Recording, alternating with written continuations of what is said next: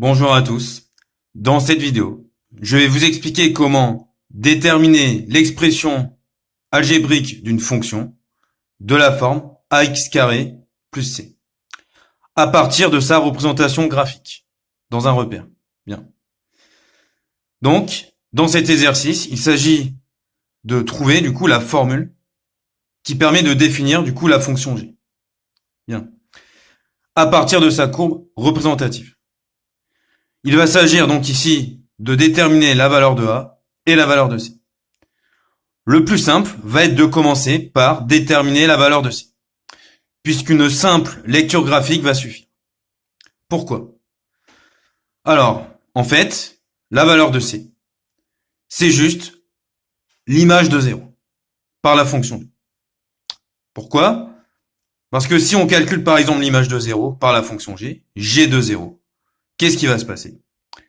On va remplacer x par 0, c'est-à-dire que ici ça va donner a fois 0 au carré plus c.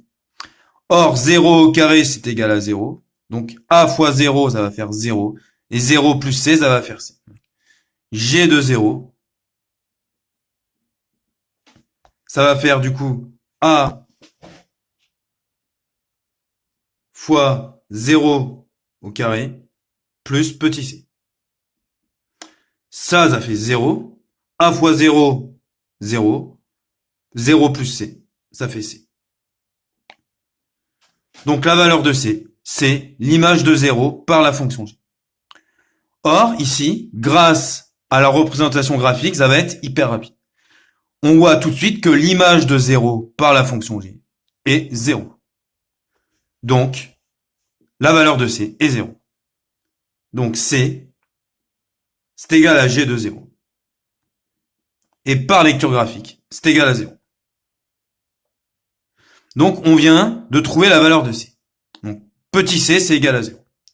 On a déjà fait la moitié du travail. Donc g de x, c'est égal à ax carré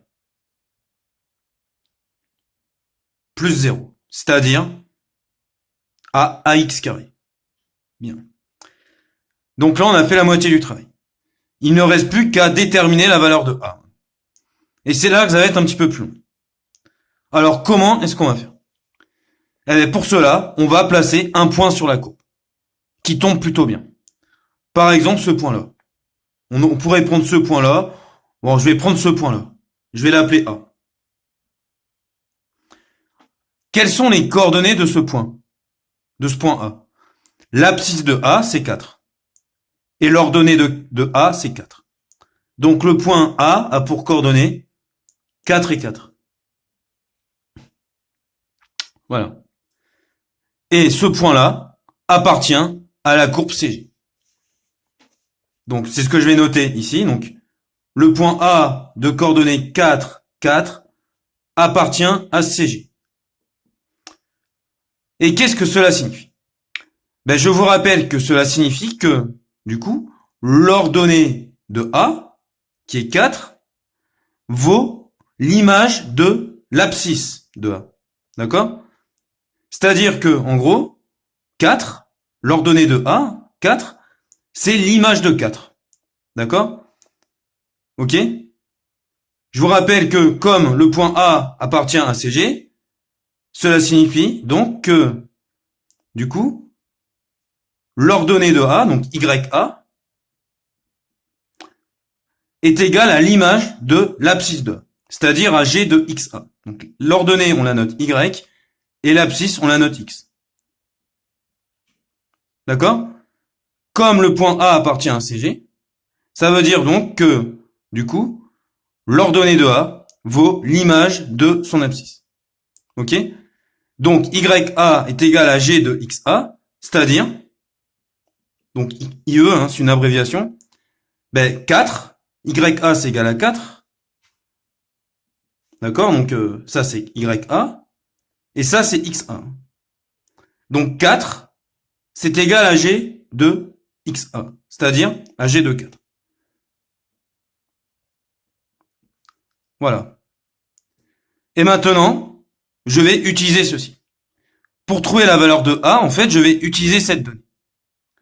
Et je vais traduire cette donnée-là par une équation.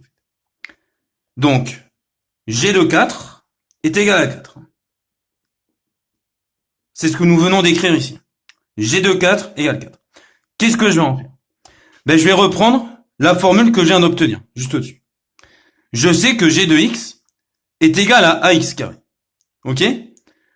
Comme g de x est égal à ax carré, je peux, par exemple, remplacer x par 4 et calculer g de 4 à partir de cette formule.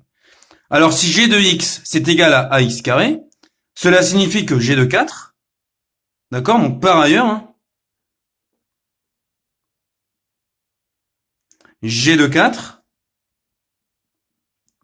c'est égal à, donc là je vais remplacer x par 4 en fait, g de 4 c'est égal à a multiplié par x carré, c'est-à-dire par 4 au carré. Donc, 4 au carré ça fait 16, c'est-à-dire que g de 4 c'est égal à a fois 16, c'est-à-dire à 16a. Donc g de 4 c'est égal à 16a. Et maintenant, qu'est-ce que je vais en faire de ça? Dans mon égalité, ici, je vais remplacer, du coup, le membre de gauche par 16a, puisque g de 4, c'est égal à 16a. Donc, en dessous, je vais écrire, du coup, au lieu d'écrire g de 4, je vais écrire 16a. Mais g de 4, c'est égal à 4. C'est-à-dire, donc, que 16a, c'est-à-dire g de 4, c'est égal à 4. Et là, j'ai quasiment fini. Il ne me reste plus qu'à résoudre cette petite équation. Donc, moi, je cherche la valeur de a. Je sais que 16a, c'est égal à 4. 16 fois a, ok? 16 fois a égale 4. Donc, pour obtenir la valeur de a, qu'est-ce que je vais faire?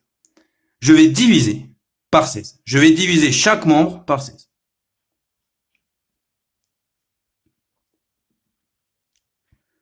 « 16a divisé par 16, 16 divisé par 16, ça fait 1, donc ça fait 1a, c'est-à-dire a. Et 4 divisé par 16, ça fait 4 16e. 4 16e que je peux simplifier. 4 16e, alors 4 et 16 sont dans la table de 4. En fait, 4 16e, ça fait 1 quart. Et là, c'est terminé. Nous venons d'obtenir que a vaut 1 quart. Conclusion, g de x, c'est égal à 1 quart de x carré. 1 quart x carré. Voilà. Et là, l'exercice est terminé. Nous venons de retrouver, à partir de sa courbe représentative, notre fonction g. Voilà. Donc, il s'agit de la fonction qui a x associe 1 quart de x carré. Voilà pour cette vidéo. J'espère qu'elle vous aura aidé.